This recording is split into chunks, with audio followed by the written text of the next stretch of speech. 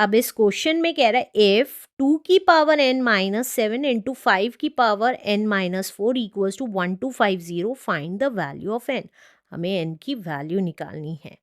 तो 2 की power n minus 7 दे रखी है इंटू 5 की पावर n माइनस 4 दे रखी है इक्वल्स टू 1250 दे रखा है और हमें n की वैल्यू निकालनी है।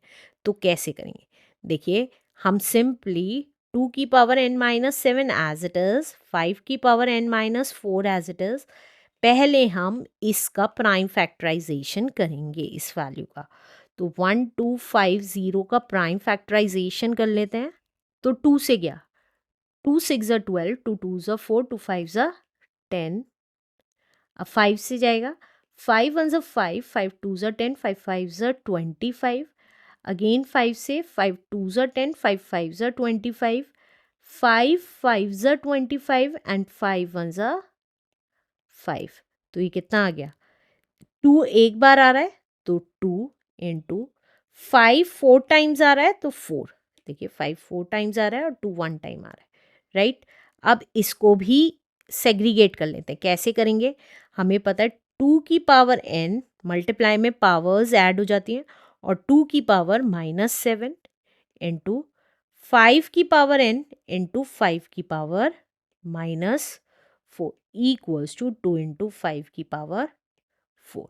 इसको मल्टीप्लाई में पावर्स ऐड हो जाती हैं, वही किया है, राइट। अब देखिए, माइनस की पावर्स हैं तो अपॉन में लिख सकते हैं पॉजिटिव करने के लिए। तो 2 की पावर n अपॉन 2 की पावर 7 इंटू 5 की पावर n इन अपॉन 5 की पावर 4 इक्वल्स टू 2 इंटू 5 की पावर 4।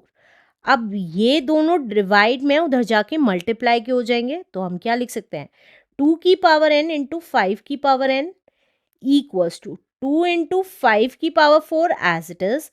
अब ये दोनों इधर आ गए, नीचे डिवाइड से उधर जाके मल्टीप्लाई में आ गए। तो 2 की पावर 7 इंटू 5 की पावर 4।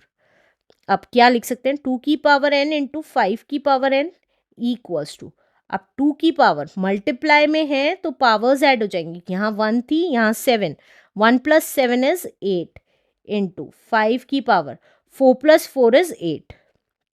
ये आ गया। अब देखिए, या तो यहीं डायरेक्टली लिख दीजिए n की वैल्यू 8 है, या अब हम इसको क्या लिख सकते हैं? दोनों की पावर n है तो हम ये लिख सकते हैं 2 इंटू 5 की पावर n, क्योंकि सेम पावर है। इसी तरीके से 2 इंटू 5 की पावर 8 ये भी लिख सकते हैं।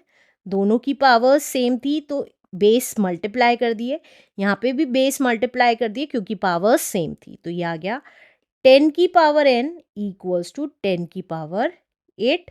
अब देखिए, बेस सेम हो गए तो हमें n की वैल्यू पता चल गई। n की वैल्यू कितनी आ गई? 8 is the answer. Let's do next question now. अब इस क्वेश्चन में कह रहा है Sajal has 5 shirts and 4 trousers. First part लिख लेते हैं अपना कि सजल के पास 5 शर्ट्स हैं। तो देखिए, शर्ट 1 है, शर्ट 2 है, शर्ट 3 है, शर्ट 4 है और शर्ट 5 है, और 4 ट्राउजर्स हैं। Trouser 1, trouser 2, trouser 3 and trouser 4। अब how many different combination of shirts and trouser can he wear? तो डिफरेंट शर्ट्स और डिफरेंट ट्राउजर्स के वो कितने कॉम्बिनेशंस पहन सकता है टोटल, ये बताना है। तो देखिए, एक बार ये इस शर्ट और ट्राउज़र को पहनेगा, फिर नेक्स्ट टाइम इस शर्ट और ट्राउज़र को पहन सकता है, नेक्स्ट टाइम इसको और नेक्स्ट टाइम इसको। इसी तरीके से एक बार इसको, फिर इन दोनों को, फिर इन दोनों को, फिर इन दोनों के साथ पेयर बना सकता है। तो ऐसे कितने पेयर्स बन जाएंगे ये बताना है। तो टोटल कॉम्बिनेशंस बन जाएंगे हमारे, देखिए, 5 शर्ट्स थी और 4 ट्राउजर्स थे, तो दैट मीन्स 20 हमारे कॉम्बिनेशंस टोटल बन जाएंगे। अब इसी तरीके से सेकेंड पार्ट कर लेते हैं। सेकेंड पार्ट में कह रहा है Rajan has 7 shirts 4 trousers and 3 pairs of shoes. Rajan के पास, Rajan has 7 shirts, 4 trousers and 3 pairs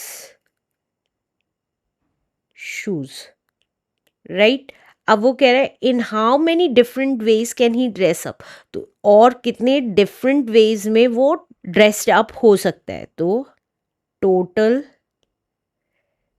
different ways